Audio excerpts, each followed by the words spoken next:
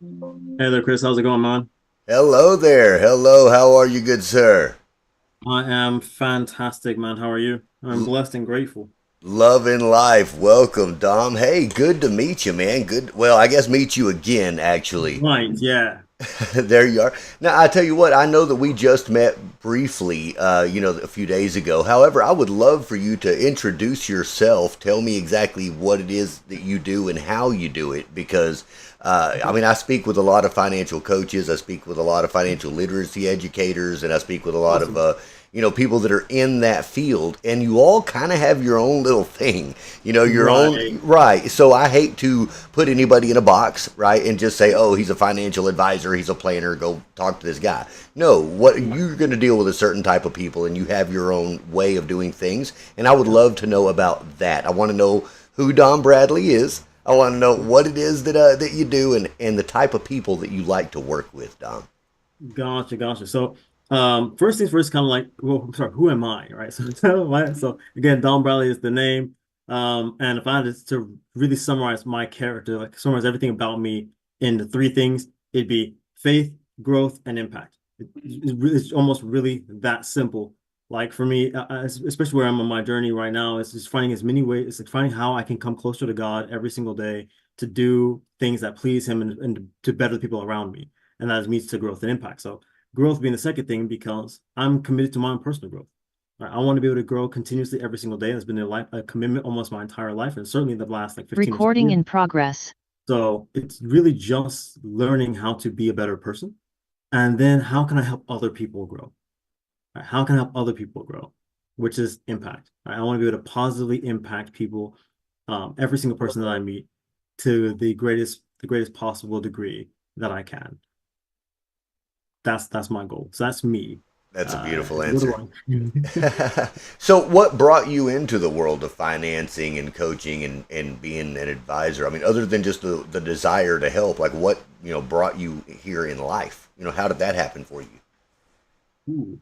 And honestly, yeah, like it seems super obvious, but it really was genuinely just a desire to help. I remember being like from the time I was yay big, I knew I wanted to help people. I remember my original career choice would have been in the medical field. I was going to be either a doctor or a nurse because I just wanted to help people.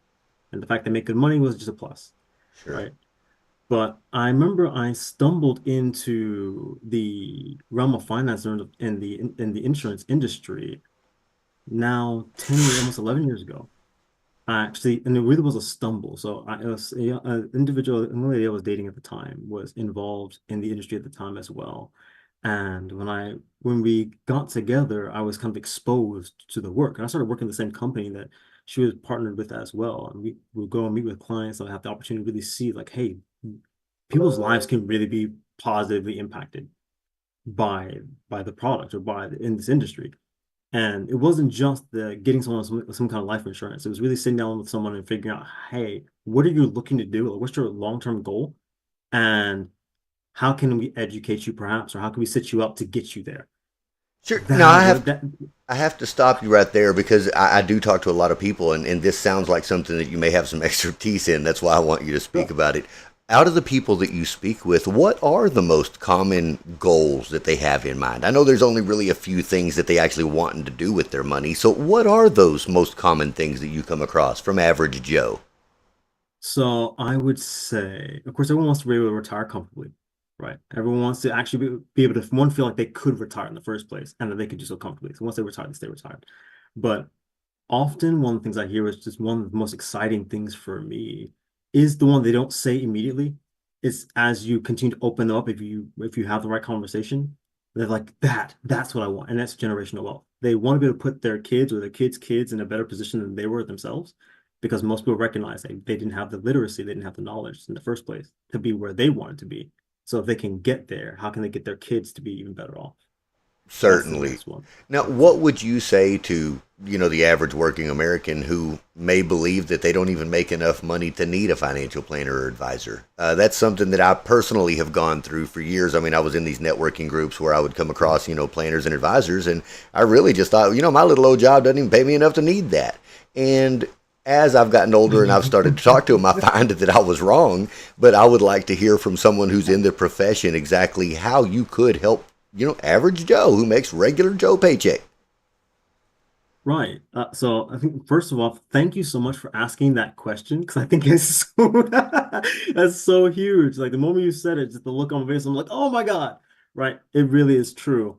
I personally would say every single person should work with some form of financial planner or advisor. It's especially important, I think, if you're making over $50,000 a year or if you have $50,000 in liquid capital, right? And you're looking to know like, hey, what can I do with this capital? How can I make this money work for me? But the reason why I say everyone should is because the reality is in this, like in our environment, that financial literacy isn't commonly taught. So if you recognize that finance is a language, and if you recognize that not only that there, first of all, that there is a money game and that you're playing it, that you probably don't know the rules. The same way you go to an attorney for anything that has to do with the law, you should be going to a financial advisor or a planner or someone in that profession about finance. Because that's the only way you collapse timeframes and get the information that you need to know. Either you study yourself or you go to someone who's done the studying and say, hey, teach me what I don't know so I can get ahead. That makes sense. That makes sense to me. So now I've got to say, so for your average client, what does it actually cost them to do business with a service like yours? I mean, because I know that there's a cost and there's a fee that's it's incurred. It's not like they just give you your money and you stick it somewhere for them and it grows. There are costs and fees, structured around it. How does that look? So for me, and one of the things you asked me about previously was like, what does it be to be a finance coach, right? Which is a little bit different for every person. So I would consider myself relatively unique or of a very small demographic in the space, in that, honest to goodness, at least for the preliminary, just for the basic service, I don't charge anything. Like and that's how I give back. So I'm a big person who believes in giving first and providing value before you ask for anything, right?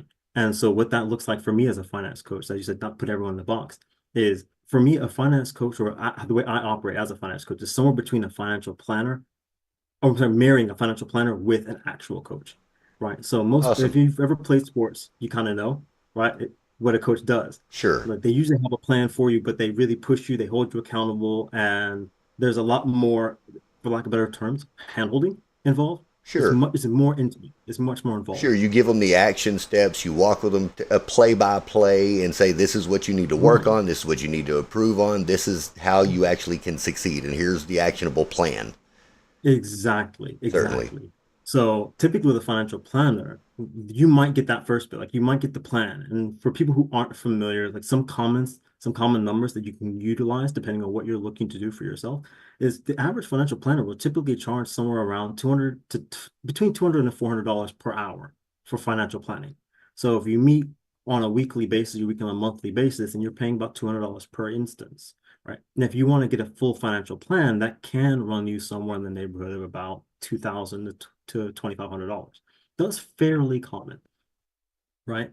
But in that instance, typically what's going to happen is depending on your relationship or how often you're meeting with your planner, it's typically, okay, let's see what you've got.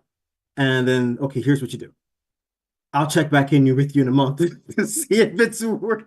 And that's kind of the coaching That's part, right? Where you'll strategize with them and get with them and say, okay, well, this works, this isn't, this is maybe more suited for you, maybe this isn't. right, exactly. So that's where the coaching element comes in for me, is allowing really for that hand-holding element where if you need someone to help you establish those best practices, if you are working on a step changing up how you handle your budget, there's someone who can say, okay, how are things going?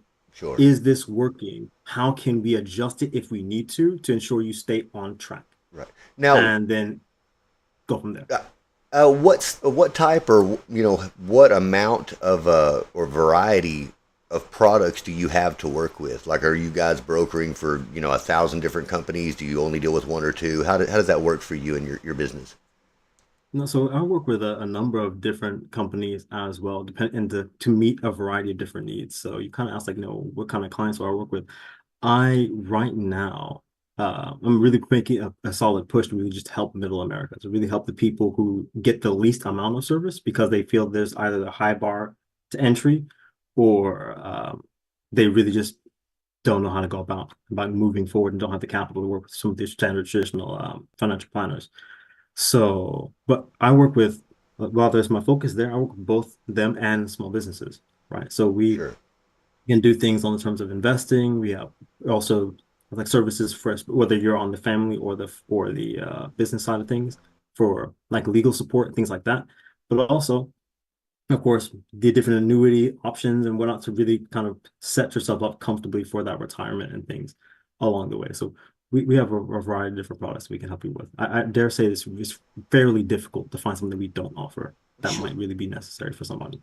Okay, now so just to narrow things down for our listening, audience out there, if it was on the family side, on the personal side, what is your number one avatar? Like who's your most common person to come in that you want to help or that you can help the most? Who's that one type of person with that need that you Okay. go to bread and butter every day? Okay. So like my go-to number one, I focus like my personal special like emphasis, right, would be on our men and women of service.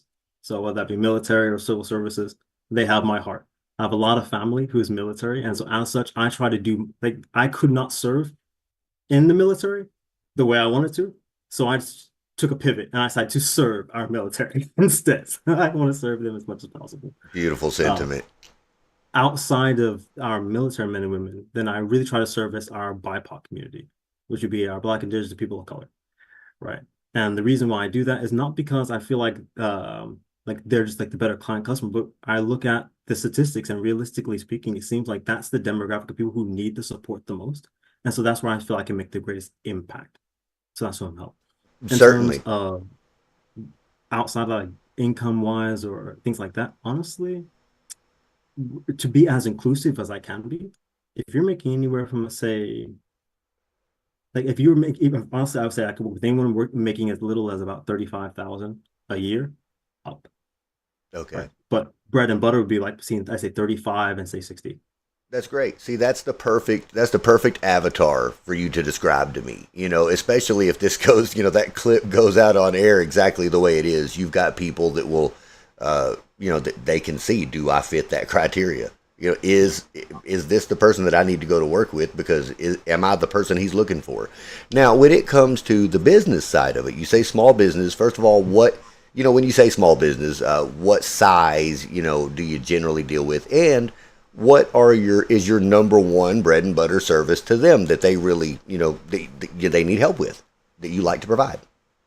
Awesome, awesome question. So, in terms of what I would work with on the business side of things, size-wise, typically be 50 employees or less. It's really supporting the people on the ground still looking to build up and expand and grow, right? So, if you're listening and you have, say, like anywhere from like 0 to 15 employees, cool. You're who I'm talking to. There You're you who I go. want to be able to serve because I recognize that as multiple successful people have said, usually the biggest hurdle is going from 0 to 1. And then Certainly. once you get from one, you scale up quicker from that. So I want to help those people right there who need the support the most. Oh, sure. Be on the ground level, And baby. Help them yeah, get there. Help them get there, and absolutely. they'll remember you when they need the next hurdle. Yeah. Yeah. Like let me take care of you right where it matters the most. That's it. Just getting started, getting your feet. And then we use my bread and butter service for them is I actually offer what I call financial wellness workshops. So especially for the individuals with, like I said, 50 or fewer employees, one of the things that's not super accessible for small businesses are wellness programs like that. So typically Fortune 500 companies and above uh, can afford to offer certain programs where they'll offer literacy, advisory, and things like that for their employees that Certainly. they might have to pitch into, or they may just come complimentary because you got in lucky. You got in one of the big companies. Sure. I have found a way to offer that to businesses in such a way that allows them to increase the employer-employee relationship because now it's not like, oh, I'm struggling, but there's no support at my job. I have to go look elsewhere. Certainly. And there's also the element of, well, hey, my business, my job, my employer offers me something that I probably couldn't get if I were to go somewhere else around the same, like at a parallel. Sure. It's an added benefit of being with the company. Absolutely. So, And so it okay. teaches Now, them things they may not know. what does that program look for on, and I say the smaller side of business, right? So somebody that has that, 1 to 15, employees. What does that program look like for them? Is this an online program? Is this an in-person workshop? What does that look like? And what is the cost structure, if you don't mind? No, not at all. Not at all. So, in terms of what it looks like, it can be both in person and it can be virtual. It can be either way, depending on where the business is located and what the business needs are, right? So, personally, for example, like I said, I'm in Arizona, I'm in Phoenix specifically. So, to all of our Phoenix people, hello, and I hope you're loving this sunny weather as much as I am. And to everyone not in Phoenix, well, I love you guys too. Right? Well, Texas There's thanks a you lot for of that. like like in Texas might know a little something about that. I've spent some time in Houston, so I love our Texas people also. But telling people about what the weather's like in Houston, like in Phoenix, when they're outside of here, Sure. is usually asking for a fight, right? It's just like being in Florida. But Sir. what that looks like I said, depending on where you're located, it usually will involve honestly just giving the business the opportunity to ask their employees or to provide their employees with like quick questions. Hey, would you be interested first and foremost if we could offer this to you guys? Would you be interested in getting more information about either life insurance, how to handle tackle debt and eliminate debt, how to invest properly, and ultimately just be more financially secure? And then from there, we'll have that workshop. We can kind of cover those things, right? Sure. So it's entirely voluntary. And then for the people who actually get value out of that and want to expand, we actually can work one-on-one. Either myself or one of my team members can do that with them.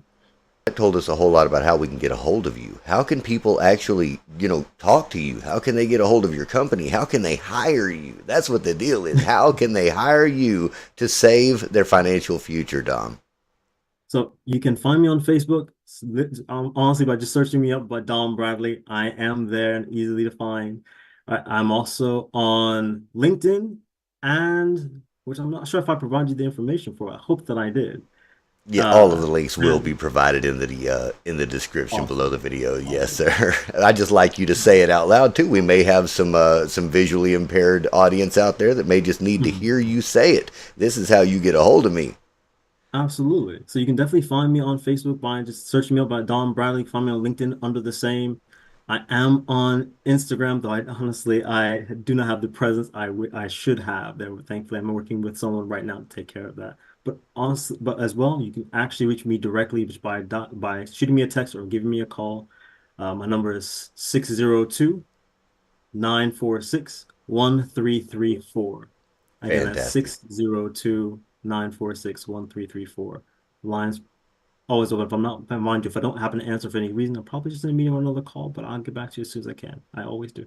There you have it, folks. Don Bradley's personal cell phone number, and you can reach him there for his services. Now, don't be crank calling now. Don't be doing that. You call him right and do business with this man right. So, thank you, Don, for that. Now, I tell you, off of that, I mean, we've been talking about business, and we'll continue to do things. But I got to say, on the human side of some of this, Yeah. in your time doing this, can you state one or two, stories or instances of someone that you've helped in a more profound way than others? I mean, it's easy to just help somebody get something going, but something where you've actually seen some return from somebody who really needed it that came out in a way that wasn't expected, maybe? Yes, actually, yes. And two instances come to mind like immediately, and they make my heart so happy. They are so happy. So I want to share this with you guys, with all of you, because they speak on both sides of the spectrum of someone who's, for example, working like maybe paycheck to paycheck, for example, not making a ton of money, but they want to do more. They want to change their lives. And then I was working with another client who actually has a good amount of money to be able to invest. They inherited some money, they were able to work. So on the first, I was sitting down with a young lady out in Washington, right? And this young lady has, I believe, sorry, yeah, now a four-year-old son. And she honestly been going through just some struggles. Family didn't necessarily have a lot of money. I'm sure a lot of us can relate with that background. But family didn't have a whole bunch of money. Didn't have a whole lot in terms of like skill or a way to really kind of scale up her life at the time. But she knew for sure she wanted to give a better life to her son. It's like, hey, I'm gonna work my butt off to get where I need to be because my son deserves better. I want to give him the life that I couldn't have myself. So I was like, okay, well, awesome. I want to sit and help you. Let's figure out how we can do that. So what we did was we actually got together for one of my complimentary like financial plans. So what we did is, and what a complimentary financial plan looks like essentially is we sit down and say, hey, where are you financially right now? Let's lay it all on the table. Don't be shy because the more you tell me, the more I can help. Let's lay it all on the table. Say, what are you looking at in terms of savings? What are you looking in terms of investing, if you're doing any of that at all? And what's your budget look like day to day? We did all of that. I mean, like I said, we did that completely complimentary. I sat down and asked her, okay, well, now we got all the nut, like the meat and potatoes down. Tell me some of this, some of your dreams and goals. Like, what do you really want to do? That seems completely out of reach right now. Well, I want to take my son on vacation. Okay, where? I've seen those vacations on like Instagram for like Bali or something. I'm like, awesome, right there, that one, take it. All right, let's do that. How much is that going to cost? In short, we took time to really flesh it out. Say, okay, this is how much it's going to cost. This is how much it would be for your son to go to college and things like that. And this is what that would look like. By the end of our conversation, we sat down really for about an hour and a half. That's about how long this meeting took. It didn't take super long at all. At the end of this hour, though, we actually put together a game plan, specific setup so that, hey, by the time her son was 5, which was the goal, everything on her financial game, like all of the financial game plan things would be on track. But most importantly, we were to pace out, even accounting for inflation, say, hey, at this point, your vacation for your son, including flight, stay, food, passport, return, everything paid for, possible. When previously she was like, I don't like it was just a dream. It's like, oh, it would be something nice to be able to do. We That's figured that amazing. out. And She you was on got to track make for that. that real. You got to make Yes. a fantasy real for, Yes. a struggling, person out there. Yes, and she's a single mom. So Sure, naturally, like, mind you, for some context, I was raised by a single mother as well. sure. So that's it close to my heart. I'm like, okay, well then obviously I gotta like I know what that's like. That's I it. know what that's like. Right. So you So helped we didn't her, sit. not only just gain some freedom and a little bit of luxury in life, but it also helps her Yeah, dignity and respect for what she's doing, in her life. So absolutely. many times when you are in a situation where you feel like you're struggling, it does take a blow to the ego, a blow to the old dignity and pride. And when you have to be humble. You have to humble yourself. You really do. And once you go through the process of defeating that, it's such an empowering moment, and you got to be the person who guided her, to that. Not only to that, but past that, and then into her fantastical dream that she, fleshed out with you. So I think that's Yeah. amazing. That is Oh amazing. man, it was such a warming feeling. I was on a cloud, and like I said, that was something we started off complimentary, but to me, those are the moments that mean the most. Sure. And it's like it's not about the income; it's about the impact. The impact is the most important thing. It feels so good. So, That's so amazing. that was the first one. The second story, which I can actually make fairly short, was rather recent, in fact. So I went out on a date. It was a rather lovely situation with my lady, and we went out to brunch. Okay, so we went out to brunch here in town, and I met a gentleman by chance at brunch. And so this gentleman, he coming to a bit of money. He's doing pretty well for himself. He manages some things online to get the income coming in, and he's a young guy. It's like 23, Hmm. young guy, but he has a 3-year-old daughter. And he's like, no, I just want to be able to take care of my daughter. So we had a conversation just to kind of see just kind of see like kind of what he's going because he wants to be take his daughter on a vacation in Hawaii pretty recently, Sure. and sorry, pretty soon. He wants to be able to take her in about a year or so, and he has everything already lined out. But what we were talking about is, it's like he said he doesn't work with a financial planner. He doesn't work with an advisor or anything like that. And I asked him why. He says, I want to be able to learn on my own. I want to be able to figure it out. I'm like, okay. Well, as a man, I can appreciate that. There's a certain degree of accomplishment we like to have. Like there's something we get out of struggle, just a little bit. Like I I don't guess like being able so. to say I did. Sure. It's like, but at the same time, I mean, really, how much are you will like how much are you willing to risk, really? How far are you really trying to go on your own, and how much are you willing to lose in the process? That's that stupid tax. That's what it is. That's That's that it's a stupid stupid tax, task. man. Uh-huh. You call it that, or similarly, it's said really well that the biggest expense you have in life is the knowledge and skills that you don't have. Beautifully said. Beautifully That's what it said. was. So I was like, okay, well, what happens if you don't kind of get to what you're looking to do at the end of the day? He says, well, I mean, I guess I'd be putting, things for my daughter and kind of that life at risk. I was like, are you really willing to settle for that? He said, no. I was like, okay, I'm gonna give you a play then. And I'm going to share this play with everybody out there so that you all can investigate it, think about it for yourself. I gave this, it's like, okay, I'm going to give you a play, and in 3 moves, I'm going to help you set up generational wealth for you and your daughter. In 3 moves. Let's call it 3.5. 3 moves, okay? 3.5 moves, you set up generational wealth.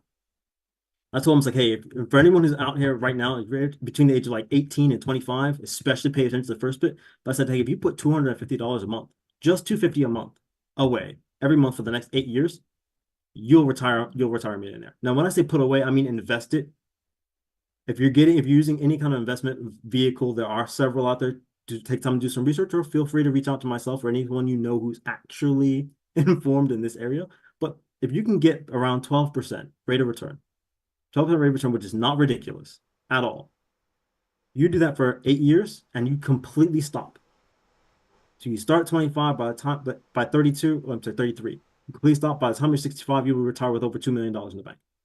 Ooh, and that's You're a millionaire. $250 a month for 8 years. At You can do 250. that. Yep. Yeah, on a At 250. 12% interest. Look at that. Yep. So if you do something as simple as invest this 250 while your expenses are at their lowest, and therefore the income to expense ratio is at its best, it's probably going to be, you'll set yourself up for life. Like you're done. But it's like I ran him through that, showed him the number. He said, "What happens if I do 60? 60 what? $60?" He said, "No, 60 grand." Cool. I said, "Well, here's what you do. First and foremost, you set up a trust. That's move number one in this game. That's it. First, set up a trust. Anyone and everyone can set up a trust, and it's not super expensive to do, especially if you take the time to do the research. Okay, it's very manageable and has a tremendous impact and gains for you. First, set up a trust. Second, set up a custodial account for your daughter. If you have a child, right, under the age of 18, then you can set up a custodial account for them, and so they have something ready for them down the line. Okay, set up a custodial account and put that in the hands and have the trust manage that. Okay, so when they start, and then take your 60 grand again and put that in the account. Make sure they're getting about that same 12% interest. If you do that, this is what I told that gentleman. You do that in 15 years, when she turns 18, there's over $300,000 in that account. Her college is paid for Looky there. at 18. Wow. College is done. Done. You do nothing else. You put one investment in. Make sure it's managed. And she can go to Harvard. I mean, look, most expensive tuition, that's $320,000, man. You know what I mean? She can. But best case, but let's assume they do things smart, right? The average that's 120 grand out. It's such a great deal, does it? Does it? Financial advisor. I say it all the time, but I think higher education is a fantastic idea for anyone who wants it. If the professional school that's it. or an internship, get the experience. That's it. You That's once it. you have the experience anyway, take the experience over the book, because you'll get the book she gets a little bit of money through the trust for her first house.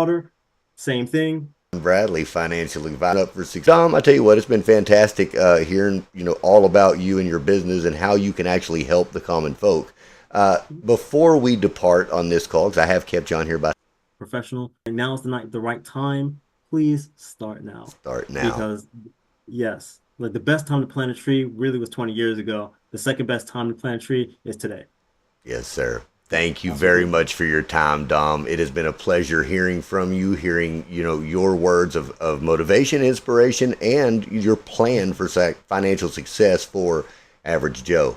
Thank you so much for spending the time with us and our audience and our YouTube channel right now, and see that this was live vertically streamed while we did this. So hopefully we've had some folks out there paying attention live to this conversation privy to.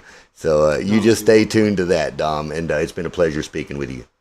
Hey, thanks for having me. Honestly, it was both a pleasure and a blessing, and I'm glad that I was able to be here. Much love to you. Your internet land. I hope you have enjoyed this live conversation with Dom Bradley, financial planner and financial educator and coach as well. You've been watching the Christopher Day Show, and it's been a pleasure speaking doing this with you guys today. If you guys like this type of content, hit that subscribe button. If you really like it, hit the share button and let your friends know too. So the name of the game, guys. That's how this goes. We got to share it if we're caring. We've got to let folks know if